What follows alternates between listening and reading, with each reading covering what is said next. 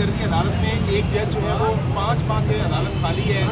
حکومت پنجاب کو high court جو ہے متعدد لیٹر لکھ چکی ہے کہ یہاں پر ADC میں جج تعینات کیا جائے, جس پر اوپر جو ہے وہ وزیر اعلیٰ پنجاب کو بھی آئندہ سماعت سے طلب کیا گیا ہے. کیا کہیں گے جج تعینات نہیں کیا جا رہا؟ دیکھیں, جو اس وقت پنجاب کی حکومت ہے اور وزیر اعلیٰ ہے وہ دونوں توہین عدالت کر رہے ہیں, اور توہین عدالت وہ ایک مقدمے میں نہیں کر رہے جس میں انہوں نے ATC کے اندر اسپیشل ججز لگانے ہیں, بلکہ اس کے ساتھ ساتھ وہ توہین عدالت 2 اور کیسز میں بھی کر رہے ہیں. ایک کیس یہ ہے کہ انہوں نے جو الیکشن کمیشن کے جو 9 مئی والے دھاندلی والے انتخابات تھے ان کے خلاف جتنی بھی پٹیشنز آئی ہوئی ہیں ان کو سننے کے لیے یہ ایکسکلوسیولی سوللی اختیار ہے ہائی کورٹ کے چیف جسٹس کا کہ وہ بینچ دیں گے کہ فلاں جج صاحب فلاں علاقے کے لیے میں نے نامزد کیے ہیں.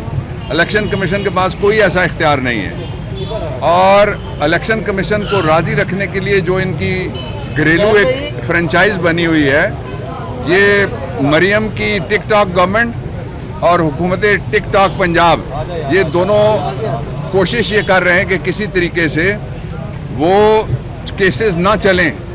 جو الیکشن 2 ہوئے تھے, 8 مئی کا ہم نے جیتا, 9 مئی کا فارم 47 والے, ان کو یہ بچانے کے لیے کر رہی ہے گورنمنٹ آف پنجاب.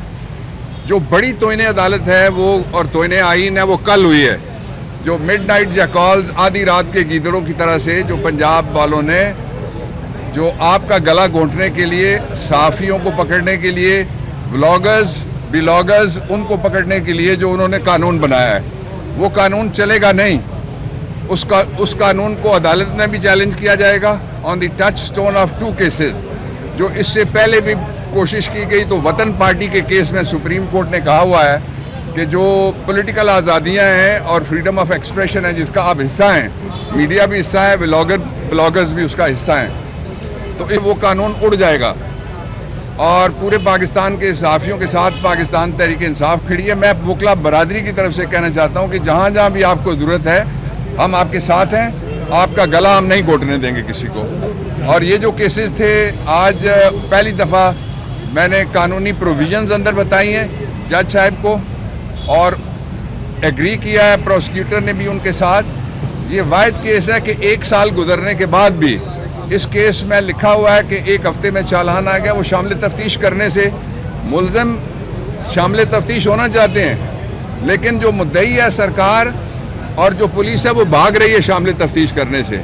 تو آج انہوں نے کہا کہ اس کا طریقہ کار جو ہے وہ طے کریں دونوں طرف کے جو وکلا ہیں. یہ جج صاحب نے ریمارکس دیے ہیں. اور آخری بات یہ ہے کہ 29 جون کو یہ تاریخ ہوئی ہے. یہ کیسز نہیں ہیں بالکل بھی, یہ ایک سیاسی ایجنڈا ہے.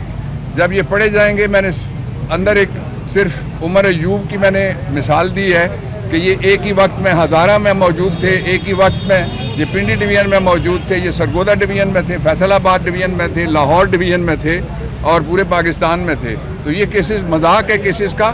اصل کیسز ہیں 2 جن کو فوراً کھلنا چاہیے.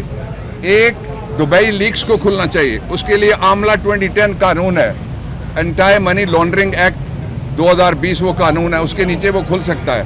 اور اس کے اوپر جو اسٹیٹ بینک آف پاکستان ہے اس نے اپنے باقاعدہ رولز بنائے ہوئے ہیں. ایک اور دوسرا کیس کھلنا چاہیے جو کیڑے والی گندم تھی, جو بارود والی گندم تھی, اور جو بدبو والی گندم تھی, اس کے اوپر نواز شریف کی تصویر لگا کے جو آٹا لگایا گیا, اس میں شہباز نواز دونوں بڑے ملزم ہیں. اچھا سر, یہ بتائیے گا, بتایا یہ جا رہا ہے کہ اسٹیبلشمنٹ اور عدلیہ آمنے سامنے کے حوالے سے کتنی صداقت ہے؟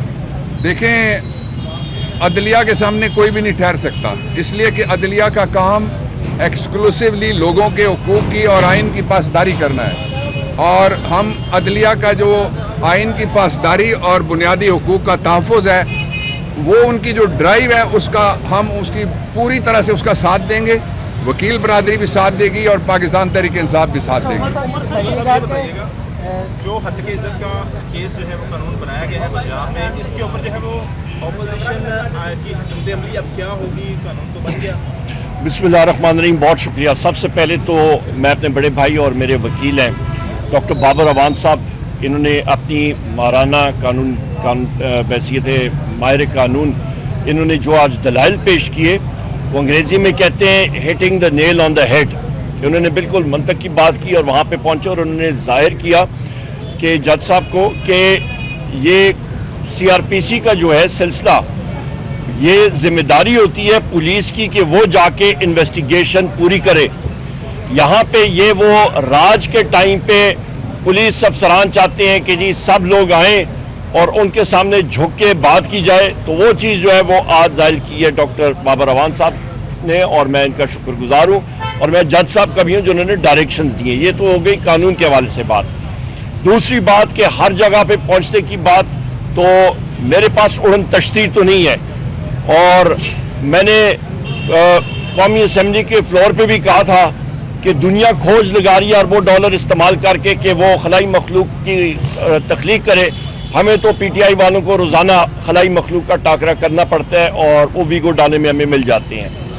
تیسری اہم بات یہ جناب کہ جہاں تک آپ نے بات کی ہے کہ اس قانون کے حوالے سے میں سمجھتا ہوں یہ کالا قانون بننے جا رہا ہے.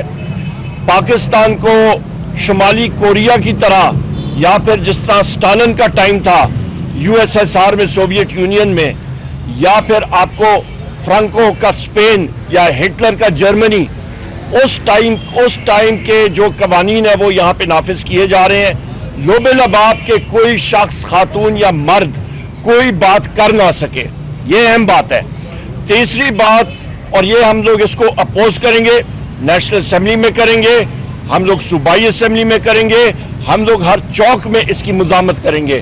یہ ہمارا آرٹیکل 7 کے تحت ہمارا فریڈم آف ایکسپریشن، یعنی کہ اظہار رائے کی آزادی، یہ ہمیں گارنٹی ہے 73 کے آئین کے تحت، اور اس کا ہم لوگ دفاع کریں گے.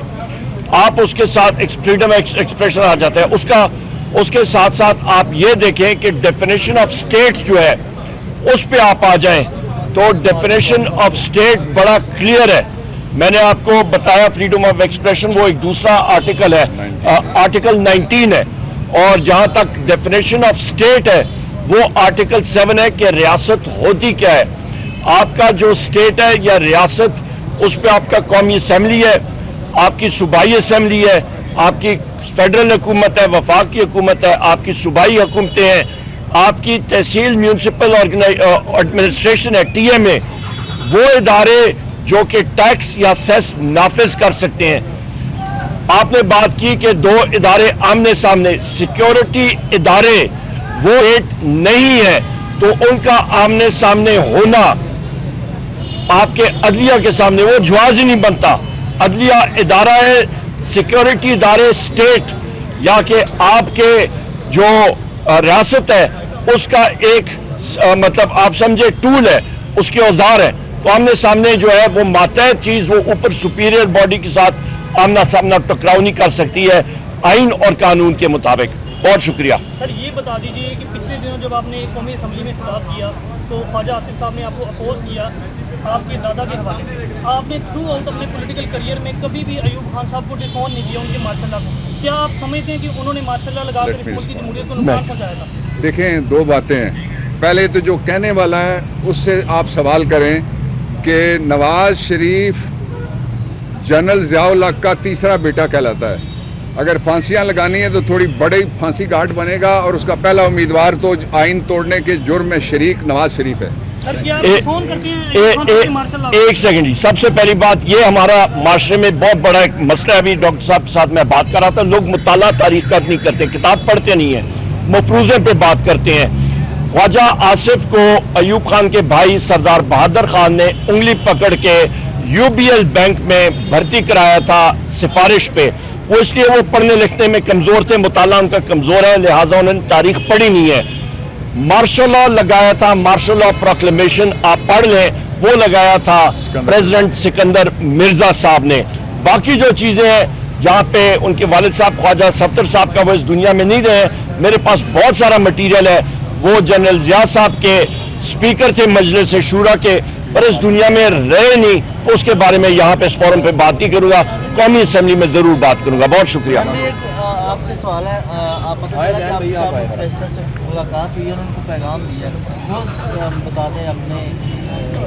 میری جی کل اڈیالہ جیل میں شاہ مفتی صاحب سے ملاقات ہوئی تھی، اور انہوں نے جو بہت بڑا سانیہ ہوا ہے ایران میں، جو ایرانی صدر کی شہادت ہوئی ہے، ایرانی فارن منسٹر کی، तो उसके ऊपर उन्होंने ताज़ियत का इजहार किया था और मुझे कहा था कि जब आपको मौका मिले मीडिया पर जाके तो ईरानी सदर और ईरानी वजीर खारजा के लिए आपने ताज़ियती रेफरेंस देना। और क्या कुरैशी साहब अभी तक जो है वो डटे हुए हैं, उनके मतलब तारीख रकम करने जा रहे हैं? अल्हम्दुलिल्लाह बिल्कुल डटे हुए हैं। आपके इल्म में है कि आज साइफर का केस है और जो जज साहबान ने पिछली दफा कहा था तो उनकी अहकामात के मुताबिक आज प्रोसिक्यूशन ने अपने दलाइल खत्म करने हैं।